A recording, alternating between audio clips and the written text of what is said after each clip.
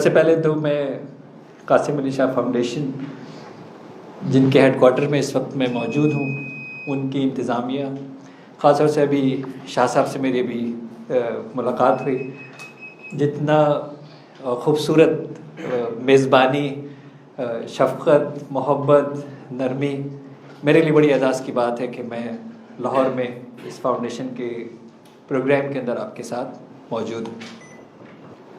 दुनिया के अंदर कामयाब लोग जो हैं, उनकी कामयाबी के राज क्या होते हैं, या अगर किसी इंसान को कामयाब बनना है तो वो क्या करे जिससे वो कामयाब हो जाए उनकी तरह। ये हमें दीन ने बड़ा आसानी से बताया जब ये कहा कि लक़द काना लकुम फ़ी रसूलिल्लाहि उस्वतुन हसना, और बेशक रसूल पाक सल्लल्लाहु अलैहि वसल्लम की ज़िंदगी तुम्हारे लिए बेहतरीन नमूना है। कायनात की तारीख़ में जब से ये नॉन हिस्ट्री हमारे पास आई है, चाहे वो हमारे इल्हामी उलूम से हमारे तक पहुँची हो, चाहे वो हमारे एक्वायर्ड नॉलेज से पहुँची हो, सिवाय रसूल पाक सल्लल्लाहु अलैहि वसल्लम के लिए रब के अलावा रब्बुल आलमीन ने कहीं ये नहीं फरमाया कि कोई और भी परफेक्ट मॉडल है। तमाम अंबिया अपनी उम्मत के लिए मॉडल होते हैं। नबी बाय डिफ़ॉल्ट नबी होता है, यानी वो सिलेक्ट नबी होता है। उसकी रूह को जब अल्लाह तबारक व तआला खल्क़ फरमाते हैं तो एज अ नबी खल्क़ फरमाते हैं। बाय डिफ़ॉल्ट नबी क्यों सिलेक्टेड होता है? क्योंकि अल्लाह तबारक व तआला ने उनसे काम लेना होता है, और बाय डिफ़ॉल्ट नबी गुनाह नहीं कर सकते। लेकिन जब हम कुरान पाक पढ़ते हैं तो हमें समझ आता है कि बहैसियत बशर भी नबी से ख़ता हो सकती है। हज़रत आदम से ख़ता हो गई, फिर उन्होंने तौबा की। हज़रत यूनुस अलैहिस्सलाम से ख़ता हो गई, उन्होंने तौबा की। हज़रत मूसा अलैहिस्सलाम से बचाने में क़िब्ती का कत्ल हो गया, उन्होंने तौबा की। इस तरह फिर हमें नबियों की दुआएं मिलती। हज़रत इब्राहीम अलैहिस्सलाम अपने वालिद की बख्शिश के लिए दुआ करते हैं, मना कर दिया जाता है। हज़रत नूह अलैहिस्सलाम अपने बेटे के लिए करते हैं। बशर की हैसियत के अंदर इंसान ख़ता कर सकता है, लेकिन नबी मॉडल होते। और अल्लाह तबारक व तआला क्यों तफ़वीज़ फरमाते हैं? इसलिए कि आप मॉडल को फॉलो करोगे, इनके स्टेप्स पे चलोगे, कामयाब हो जाओगे। और एहसान अजीम है रब्बुल आलमीन का कि रहमतुल आलमीन सल्लल्लाहु अलैहि वसल्लम को परफेक्ट मॉडल कह के भेजा कि आप जिस पहलू में जिस तरह से आप फॉलो करेंगे आप सक्सेसफुल हो जाएंगे। और मैं अपने ईमान की तकाज़े, अपनी ज़ाती बात कर रहा हूँ, कि मैं ये समझता हूँ कि अगर मैं रसूल पाक सल्लल्लाहु अलैहि वसल्लम की सुन्नत पे जुस्तजू भी करूँगा तो भी कामयाब हो जाऊँ। अगर मैं जुस्तजू भी करूँगा, यानी अगर आपके जो अहकामात हैं उसकी अगर मैं जुस्तजू भी करूँगा तो भी मैं कामयाब हो जाऊँगा। तो एक बात मुझे कैमरे समझ में आ गई कि कामयाबी का तरीका एक ये होगा कि रोल मॉडल ढूंढा जाए। अब वो रोल मॉडल अपनी अपनी इंडस्ट्री का रोल मॉडल होगा। मेरे बहुत सारे कारोबार हैं, उस हर कारोबार का एक ना एक रोल मॉडल होगा। उसमें आप टेक्सटाइल का कारोबार उठा लीजिए, आप खाने पीने का कारोबार उठा लीजिए, आप कंस्ट्रक्शन का उठा लीजिए, आप ट्रांसपोर्ट उठा लीजिए, आप कंप्यूटर उठा लीजिए, आप डेटा स्विचिंग उठा लीजिए, टेलीफोन उठा लीजिए। हर फील्ड में दुनिया की तारीख में हमेशा कुछ कामयाब होते हैं और कुछ नाकाम होते हैं। पाकिस्तान के अंदर भी आपको मिलेगा जी सारे हालात बहुत ख़राब हैं, लेकिन कुछ कारोबार हैं जो आज भी ग्रो कर रहे हैं और बहुत सारे कारोबार हैं जो नहीं चल रहे। तो इसका मतलब है कि एक तो कुछ तो डिफरेंस होगा ना, कि उन्हीं हालात के अंदर किसी का कारोबार चल रहा है और किसी का नहीं चल रहा। तो अगर मुझे अपने कारोबार को चलाना है तो मुझे किसको फॉलो करना चाहिए?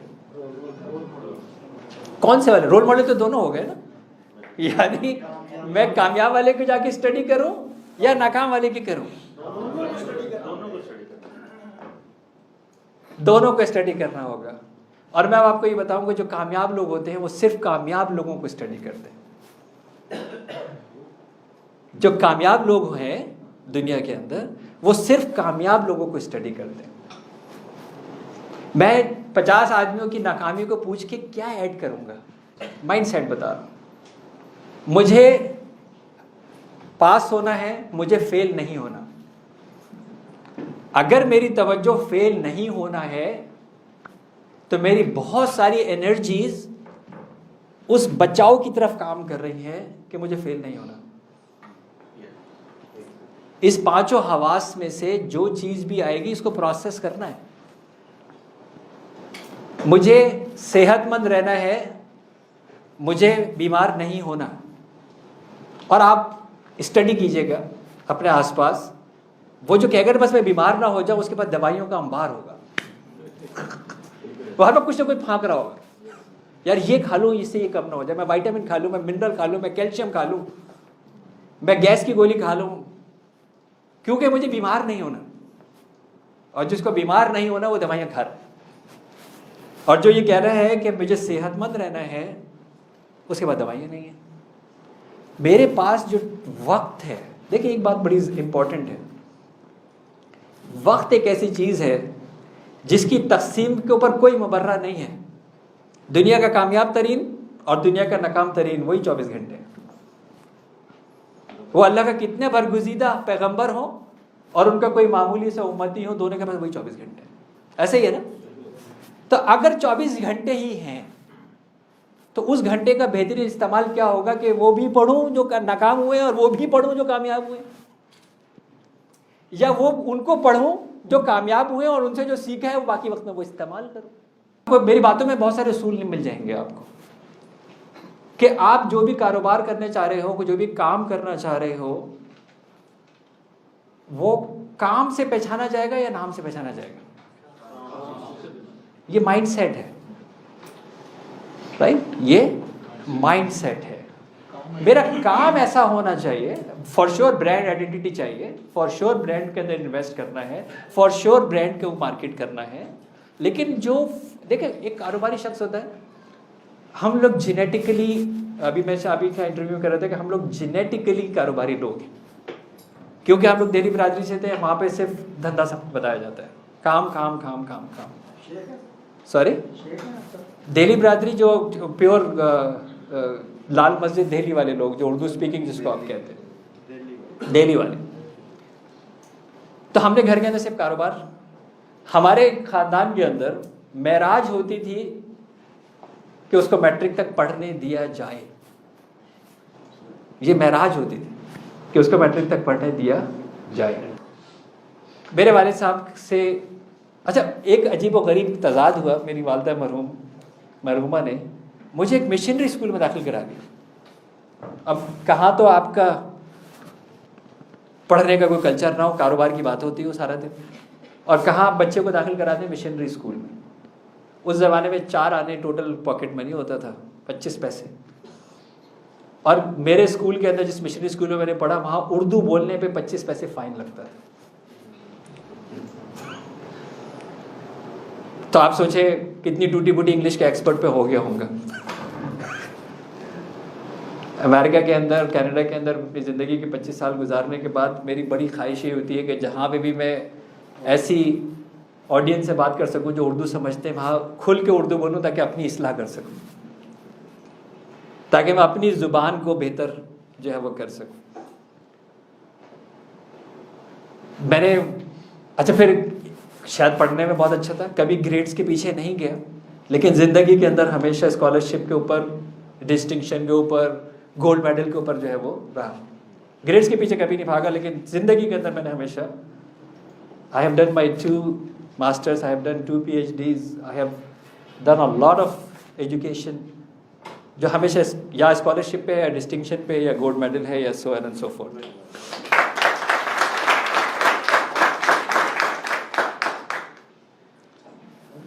इन बड़ी मुश्किल से मैट्रिक हो गया। 9th क्लास में वालिद साहब के साथ काम पे भी जाता था।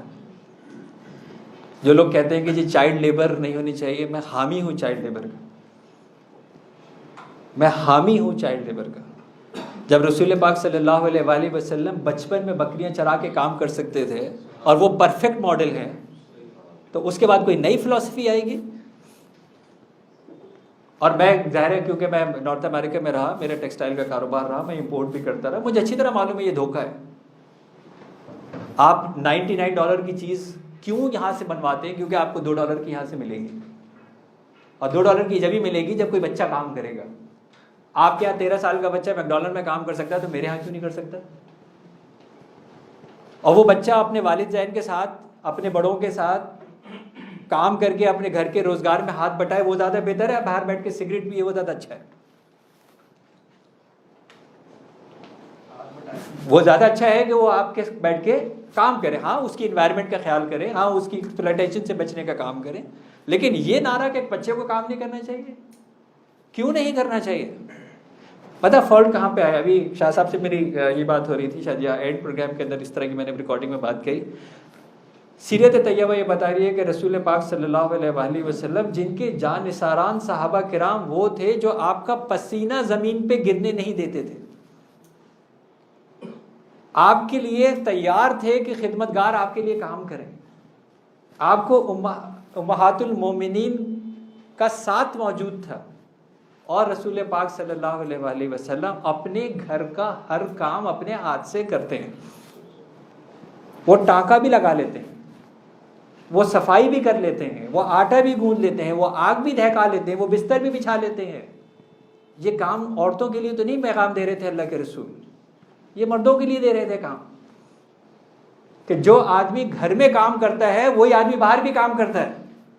जो आदमी घर में काम करने के लिए तैयार नहीं है, वो बाहर सिर्फ बैठ के अपनी नाकामी नाअहली को अल्लाह से मंसूब करके अल्लाह की रजा समझ के बैठा रहता है।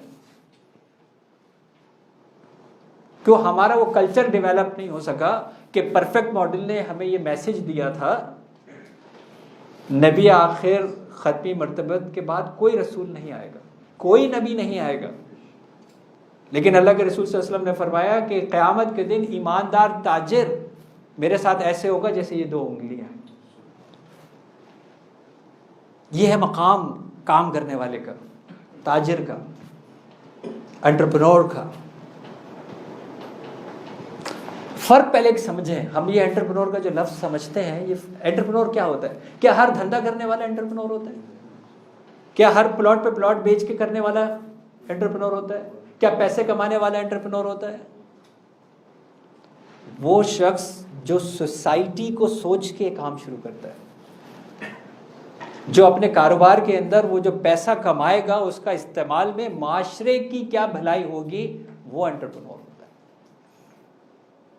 कि उसके जहन के अंदर ये होता है कि मेरे इस कारोबार का इम्पैक्ट क्या होगा, सामने वाले को फायदा क्या होगा, मुझसे ये जो सामान खरीद के लेके जा रहा है उससे उसकी ज़िंदगी कैसे बेहतर होगी। ये नहीं मेरा 10 रुपए का सामान 15 रुपए का बिक गया, 50% प्रॉफिट में मैंने काम कर लिया, मैं बहुत बड़ा एंटरप्रेन्योर हो गया। ऐसा नहीं है। एंटरप्रेन्योर वो होगा जब वो ये सोचेगा कि जिसको मैंने ये 15 रुपए की चीज़ दी है इसकी ज़िंदगी कैसे बेहतर होगी, वो एंटरप्रेन्योर होता है। मेरी पहचान जो है वो मल्टीटास्किंग के हवाले से काफ़ी पहचानी जाती है कि इतने सारे फेदर्स एक वक्त में एक साथ आदमी कैसे लगा सकता है। मैं मल्टीनेशनल कंपनी का ओनर हूँ, मेरे काफ़ी बिजनेसेस हैं, मोविन पिक आइसक्रीम, आसिम जो फलौन, ये सारे नाम सुने आपने पाकिस्तान के अंदर, जो मेरे ग्रुप जो है वो ओन करता है उसके राइट्स को। इसी तरह मैं डिप्लोमेट हूँ, पाकिस्तान के अंदर फिलीपींस कंट्री को रिप्रेजेंट करता हूँ एज अ कॉन्सल जनरल, तो मैं एक डिप्लोमेट भी हूँ। फिर मैं जेनेटिकली, जैसे मैंने आपको कहा कि ना सिर्फ कारोबार करता हूँ लेकिन उस कारोबार से लोगों को कैसे फ़ायदा होगा, ये चीज़ मैंने घर में ज़रूर सीखी। कुछ कीज़ जो मैं आपको यहाँ पे अभी बताने जा रहा हूँ, जो मेरी किताब से मैंने एक्सट्रैक्ट किए हैं कारोबार की कामयाबी के या किसी भी शख्स की कामयाबी के। जिस वक्त मैं ये I think 2 years before Silicon Valley के अंदर मैं ये पढ़ा रहा था university of California Santa Cruz में, तो वहाँ पे सिलिकॉन वैलीज़ के इसी तरह पार्टिसिपेंट्स जैसे आप लोग हैं, तो उन्होंने मुझसे पूछा कि डॉक्टर साहब ये इतनी, एक तो मल्टीटास्किंग, फिर एक साथ कारोबार करना नॉर्थ अमेरिका, यूरोप, पाकिस्तान, फिर टीचिंग ट्रेनिंग जो आपका पैशन है, और ये कारोबार जब कामयाब होते हैं, और कामयाब की भी गुर कैसे होते हैं कि मैं रिस्क टेकर हूँ, मैं बैंकक्रप्ट बिजनेसेस खरीदता हूँ, बंद हुए हुए कारोबार खरीदता हूँ दुनिया में और उनको टर्न अराउंड करता हूँ। तो उन्होंने कहा कि ये सारे, और ये जो आप सक्सेस के जो गुर बता रहे हैं, ये आपने कहाँ से सीखे? और वो सब मैंने बड़े फ़ख्र से उनको ये बताया कि ये मैंने अपने उस वालिद मोहतरम से सीखे हैं जो कभी ज़िंदगी में स्कूल नहीं गए।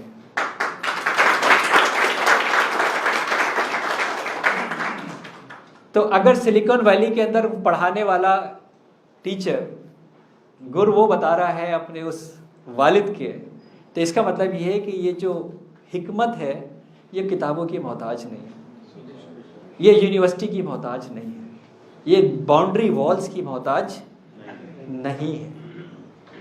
तो कामयाब लोग ज़रूरी नहीं है कि वो डिग्री होल्डर्स हों। बहुत अच्छी बात है कि मेरी तरह डिग्री होल्डर्स भी। मेरे वालिद साहब को जब मैंने कहा कि जी मैं आगे बढ़ना चाहता हूँ, कॉलेज जाना चाहता हूँ, तो उस पर खासा भूचाल आया घर के अंदर कि ये क्या हो गया, बागी हो गया, बागी हो गया। 83 की मैं बात बता रहा हूँ, 1983 की, बागी हो गया। बड़ी मुश्किल से मैंने इंटर तक अपने आप को खींचा। मेरे वालिद साहब ने टोटल सेकंड ईयर में 4 दिन मुझे कॉलेज जाने दिया। एक दिन मैं ऊपर उतरा था, वालिद साहब ने मुझे कहाँ जा रहे हो? मैंने कहा बाबू कह देता, मैंने कहा बाबूजी आज पेपर है, इम्तहान देने जा रहा हूँ, काम पे कब आओगे? मैंने कहा कि जी 1 बजे पहुँच जाऊँगा। इतनी देर से क्यों आओगे? मैंने कहा जी 12 बजे पेपर ख़त्म होगा, साइकिल पे मैं हूँ, साइकिल चलाता हुआ आऊँगा, तो मैं 1 बजे पहुँच जाऊँगा। तो मेरे वालिद साहब ने कहा जब जाहिर है जब देर से जाओगे तो देर से ही आओगे, अगर जल्दी जाते तो जल्दी आ भी जाते। मैं आपको माइंड सेट बता रहा हूँ। फिर खैर किसी तरह जब इंटर तक भी नहीं पहुँच पाया तो मुझे समझ में आया कि शायद तालीम का जो सिलसिला मैं यहाँ पे शुरू करना चाहता हूँ अपने लिए, वो शायद मुमकिन नहीं होगा उस माहौल की वजह से। अच्छा, फिर मेरे वालिद साहब ने देखा कि ये बच्चा जो है ये बगावत पे उतरा हुआ है और ये पढ़े बगैर बाज आएगा नहीं, तो उन्होंने क्या किया, पैसे का मुंह खोल दिया। 100 रुपए रोज पॉकेट मनी।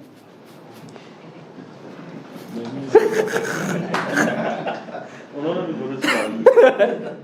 100 रुपए रोज पॉकेट मनी से 84 मिड या 85 अर्ली मॉडल, इसके अंदर डॉलर होता था 16 रुपए का। इससे कैलकुलेशन कर ले इन्फ्लेशन का, $1 इज 16 रुपए। 100 रुपए मुंह खोला पैसे का। अच्छा जी, फिर मैंने क्या किया, स्कॉलरशिप्स के लिए अप्लाई करना शुरू किया। और मुल्क से बाहर निकलने का मकसद ये है कि ये बच्चा ताहयात गया।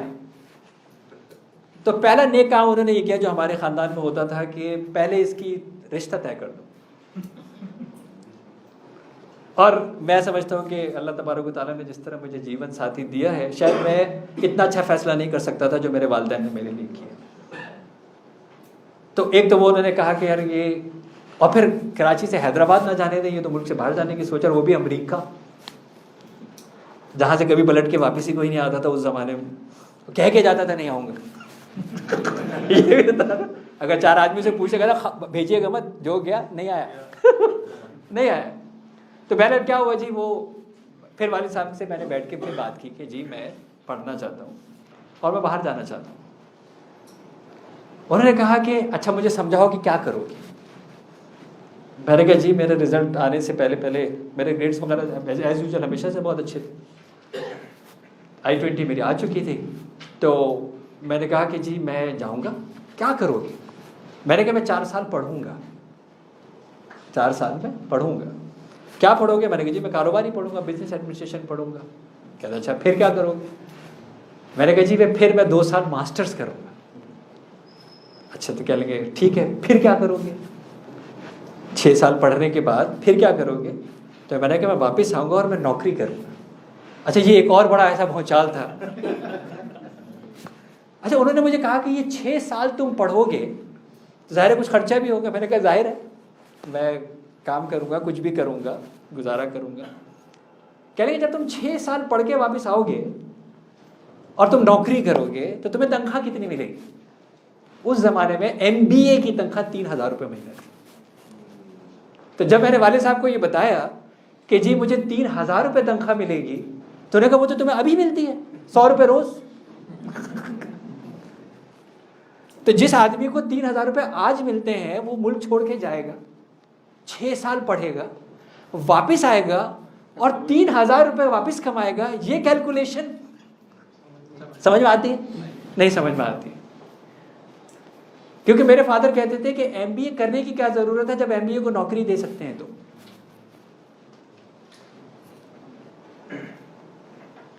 अच्छा, ना जाहिर है ये कैलकुलेशन में समझ में आती है। जैसे अभी आइटन नीचे कोई बात हो रही थी तो कह रहे थे कि डॉक्टर साहब ये इकॉनमी का क्या होगा। मैंने कहा जी इकॉनमी का बड़ा सिंपल फार्मूला मैं बताता हूँ कि आगे क्या होगा। आपकी इस वक्त GDP जिसको आप अपनी ग्रोथ कहते हैं या आप अपनी इनकम कहते हैं, वो आ रही है 2.3 2.4 के ऊपर। तो अगर मैं कैलकुलेट यहाँ पे करूँ तो 2 रुपये 30 पैसे आपकी आमदनी है। आपका इन्फ्लेशन जो है वो डबल डिजिट हो चुका है, जो कि रोज 12 के ऊपर टच कर रहा है। ऐसा ही है ना? तो 2 रुपये 30 पैसे आपकी आमदनी है और 12 रुपये चीज हो गई महंगी।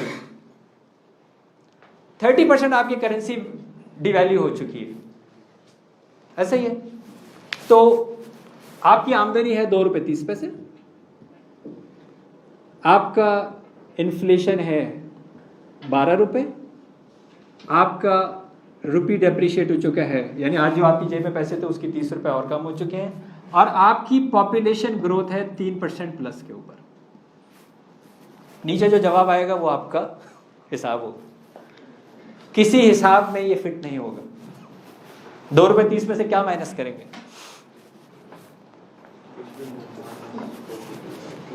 तो यही हालत मेरी उस वक्त थी कि मैं वाले साहब को ये कैसे समझाऊं कि मुझे 6 साल के लिए जाने दें और मैं आके 3,000 रुपये कमाऊंगा, जो मैं अभी कमाता हूं उनके हिसाब से तो मैं कमाता हूं, क्योंकि मैं काम पे भी जाता हूं और मुझे देते भी हैं।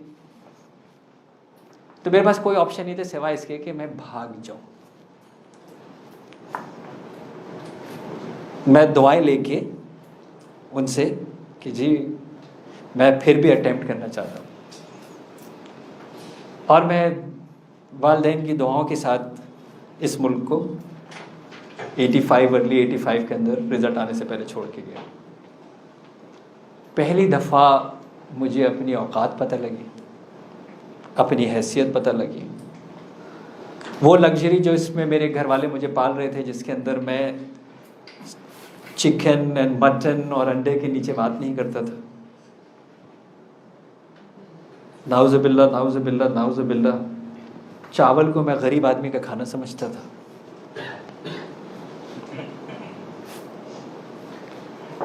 अल्लाह मैंने मुझे ऐसा ज़बरदस्त एक्सपोजर दिया कि मेरी पहली खुराक ही टोटा कनकी गीले चावल के अंदर नींबू निचोड़ के मैंने खाना खाया। मुझे ज़िंदगी पता लगी कि भूख क्या होती है जब मैंने 15 दिन एक मील पर डे पे गुजारा किया। कि ये अल्लाह का बड़ा एहसान था, क्योंकि मेरे वालिदैन हलाल रिस्क के ऊपर मेरी तरबियत की थी। तो ज़िंदगी के अंदर शायद अब कोई मुल्क ऐसा नहीं बचा जहाँ मैं नहीं गया हूँ ट्रेनिंग कराने के लिए या अपने बिजनेस के लिए। अल्लाह ने हर उस बुराई से महफूज रखा जिसको आप सिगरेट, नशा, शराब। ऐसा नहीं है कि मैं कोई बहुत पारसा था, मेरा हाथ ही कभी नहीं गया, क्योंकि शायद वो घुट्टी के अंदर वो जो हलाल रिस्क की तरबियत थी उसने शायद मुझे कभी उसकी तरफ जाने जो है वो नहीं दिया। तो मुझे समझ में आया कि ज़िंदगी क्या होती है, चैलेंजेस क्या होते हैं। वापस जा नहीं सकते थे, वापस तो जा नहीं सकते थे। लकीली क्या हुआ कि अमेरिका के अंदर अमेरिकन मेथोडिस्ट चर्च, ISB भी आ गई लेकिन स्कॉलरशिप कंप्लीट नहीं थी। अमेरिकन मेथोडिस्ट चर्च ने कहा कि अगर कोई ऐसा हमारी यूनिवर्सिटी है फिलीपींस के अंदर, अमेरिकन क्रिश्चियन यूनिवर्सिटी, जो अभी फिलीपीन क्रिश्चियन यूनिवर्सिटी कहलाती थी बाद में, और उन्होंने कहा अगर कोई ऐसा कोर्स है जो आपकी कंट्री में अवेलेबल नहीं है तो उसके ऊपर स्कॉलरशिप कंप्लीट मिल सकती है। And that brought me the idea कि उस वक्त NED के अंदर कंप्यूटर इंजीनियरिंग होती थी, कंप्यूटर साइंस नहीं होती थी। तो मैंने कहा इसी में एडमिशन ले लो। मुझे खैर वो स्कॉलरशिप मिल गई, जहाँ से मेरी एजुकेशन जो है वो स्टार्ट हुई। एंड 1990 अर्ली 1990 जब मैं पाकिस्तान वापस आया तो I was the first gold medallist computer science graduate of Pakistan.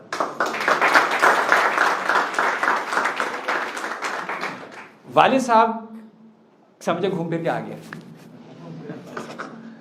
अच्छा, वो जंग अखबार को जब ये पता लगा कि पाकिस्तान के पहला गोल्ड मेडलिस्ट आ गया है कंप्यूटर साइंस का, तो उन्होंने बड़े बड़े फीचर्स और मैगजीन पे 2 पेज और ये लगा के और बड़ा हुआ। मैं शाम को घर पे आया तो घर में बड़ी रौनक हुई है। हम लोग दायरे दिली बरादरी के हैं। अगर किसी को घर पे बुलाना हो कि आप शाम को मेरे साथ खाना खाइएगा तो 70 आदमी मिनिमम होंगे। मेरे वलीमे में 1100 लोग थे। तो ये मतलब आएंगे क्योंकि आप छोड़ नहीं सकते किसी को ना बरादरी के। तो बड़े फ़ख्र से घर वाले भी बैठे हुए थे, सब बैठे हुए थे। मेरे कहा पता नहीं क्या हो गया, फूल वूल भी थे, आ रहे थे। तो उस दफ़ा हमारी बात हो रही थी कि उस दिन मेरे घर वालों को पता लगा कि मैं पढ़ के आया। वाले साहब ने कहा ये बहुत अच्छी बात है, अब ऐसा करो कि शादी जो सबसे बड़ा सर पे सवार था, मैंने वाले साहब से एक दरख्वास्त की कि बिल्कुल शादी करूँगा, मैं चाहता हूँ कि अपने पैसों से शादी करूँ। वो भी हमारे ख़ानदान में कभी नहीं हुआ उस वक्त, क्योंकि फैमिली होती है, फैमिली अरेंज करती है, फैमिली होता है, फैमिली सिस्टम, और ये हमारा समाजी सरमाया है। आज ये अक्टूबर का मंथ जो है ये मेंटल हेल्थ डे के ऊपर जो इस वक्त थीम थी वर्ल्ड हेल्थ ऑर्गेनाइजेशन की, वो खुदकुशी का तदारुक था।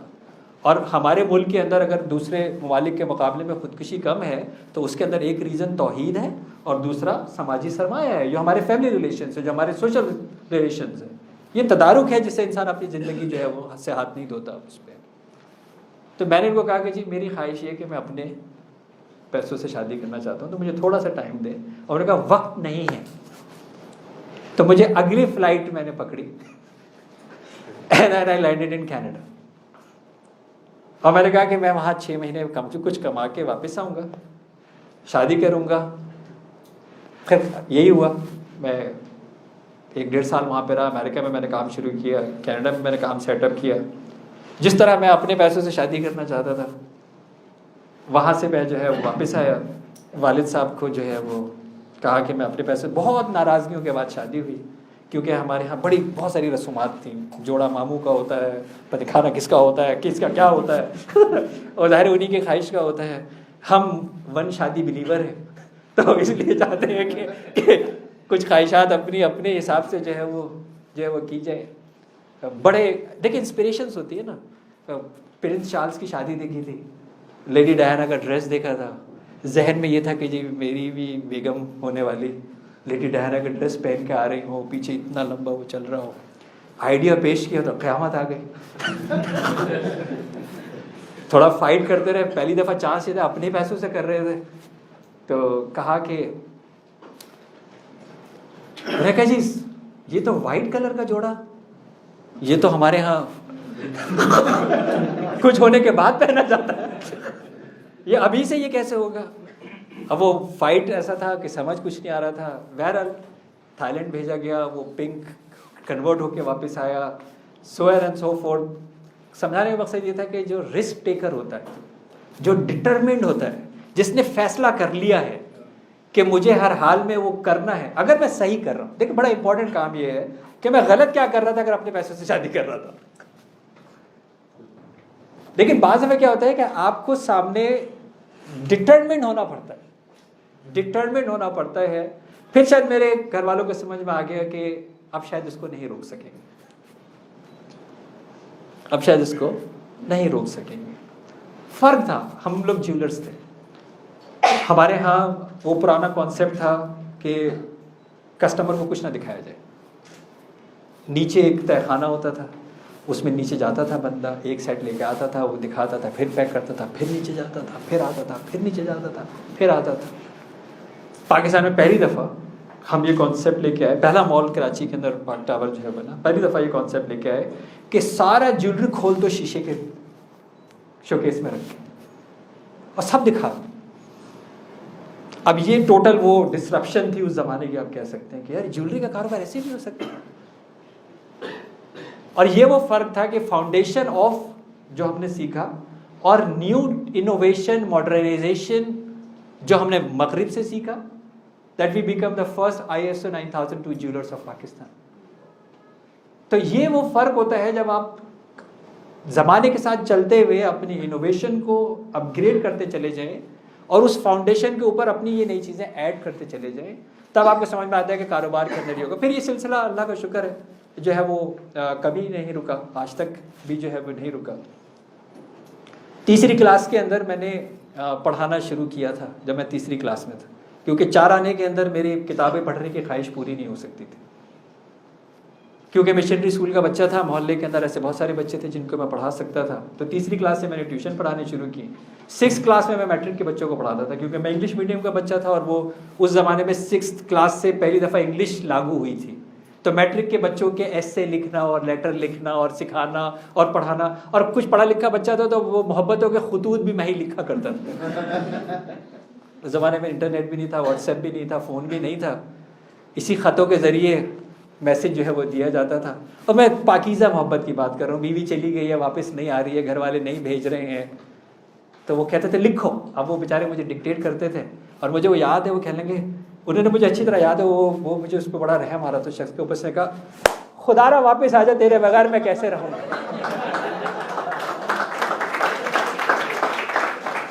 अब मुझे कह रहे हैं कि इमरान ये लिखो। अब मैं सोच रहा हूँ ये कैसे लिखो, ये ट्रांसलेशन एंड ट्रांसफॉर्मेशन इस खत के अंदर कैसे होगी। लेकिन पता नहीं समहाउ, क्योंकि एक नेक नियति थी, मैं चाहता था घर बस जाए, बीवी आ गई। उसका नुकसान मुझे ये हुआ कि मैं मशहूर हो गया। काफ़ी वक्त मेरा इस खतो किताबत में दूसरों की जो है वो गुजरता था।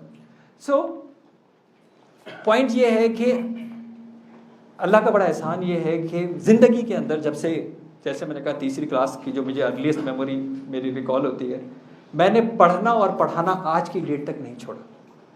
ऐसा मेरी लाइफ में कोई टाइम नहीं गुजरा जहाँ मैं कभी भी इनरोल्ड ना रहा। मैंने अपने वो तालिब इल्म का स्टेटस कभी नहीं हटाया। तो अगर आपको अच्छा उस्ताद बनना है, अच्छा लीडर बनना है, तो जब तक आप नॉलेज सीकर नहीं बनेंगे, जब तक आप तालिब इल्म नहीं बनेंगे, जब तक आप अच्छे उस्ताद नहीं बनेंगे।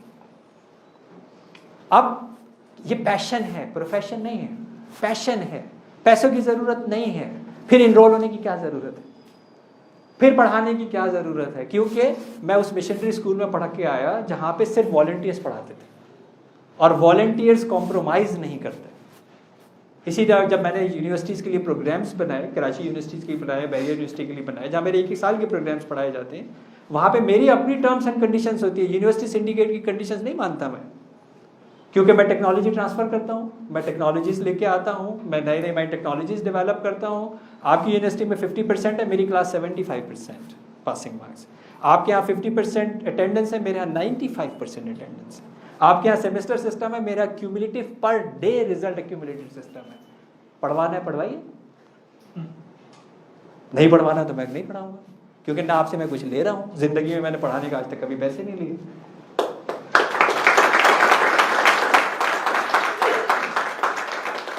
तो फिर मैं क्यों कॉम्प्रोमाइज़ करूँगा? फिर मैं, यानी मेरा सवाल बेसिकली ये था कि अगर आप ज़रूरत बन जाएं, अगर आप ज़रूरत बन जाए किसी भी मार्केट के अंदर, तो हो नहीं सकता कि आपकी प्रोडक्ट और सर्विसेज लेने वाला ना हो। सवाल ये है कि ज़रूरत कैसे बने, ये स्टडी कैसे हो कि ज़रूरत कैसे बने।